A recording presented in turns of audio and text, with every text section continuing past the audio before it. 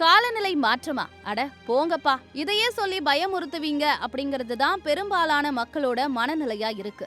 இப்படி மனநிலை அளவுல தயாராகிட்டோமே தவிர உண்மையில காலநிலை மாற்ற பாதிப்புகளை எப்படி குறைக்கிறது அப்படின்ற முயற்சிகளை ஆயிரத்துல ஒருத்தர் எடுத்தா கூட ஆச்சரியம்தான்.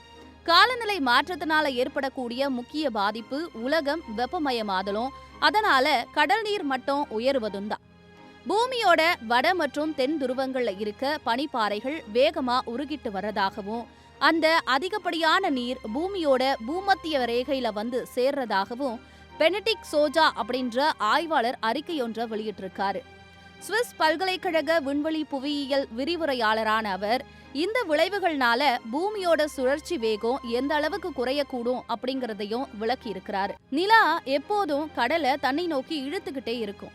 இந்த செயல்முறையினால 1000 வருஷங்களுக்கு ஒரு முறை பூமி சுழலும் வேகம் சில மில்லி செகண்ட்கள் அளவுல அதிகரிக்கும். ஆனா இப்போ ஒரு நூற்றாண்டுக்கு 1.33 மில்லி செகண்ட் என்ற அளவுல நாட்களோட நேர அளவு கூடிட்டு வருது.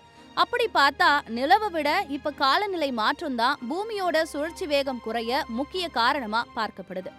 இப்ப வெளியிடப்படும் கார்பன் எமிஷன் உள்ளிட்ட காற்று மாசுக்களை மக்கள் கட்டுப்படுத்தலனா நடப்பு நூற்றாண்டு முடியறதுக்குள்ள 2.62 மில்லி செகண்ட் அளவு நேரம் நம்ம நாளோட கூடிடும். இது என்னப்பா, மில்லி செகண்ட் கூடுனா என்ன குறைஞ்சா என்னன்னு விட முடியாது. காரணம், இதே சூழல் தொடர்ந்துட்டே இருந்தா நாளடைவுல பூமி உயிரினங்கள் வாழ தகுதியற்ற இடமா மாறிடும்.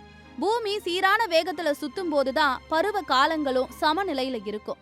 அந்த வேகம் மாறுபடும் போது அதிகப்படியான வெயில், கட்டுக்கடங்காத மழை, வெள்ளங்கள், வறட்சின்னு மாறி மாறி வந்து மக்களோட அன்றாட வாழ்க்கைய சவால் நிறைஞ்சதா மாற்றிடும்.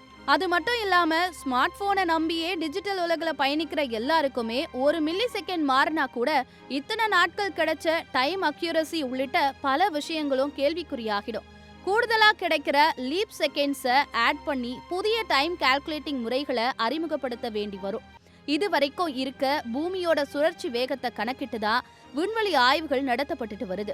சுழற்சி வேகம் குறைஞ்சா எத்தனையோ கணக்கீடுகள் தோல்வியில முடியலாம். இது மட்டும் இல்லாம இந்த காலகட்டத்துல காலநிலை மாற்ற பாதிப்புகள் தீவிரமாக குறைக்கப்படலனா அடுத்த 200 ஆண்டுகளுக்கு பிறகு பூமியில மனித இனம் வாழ முடியுமா அப்படின்றது கேள்விக்குறியாகவே இருக்கு.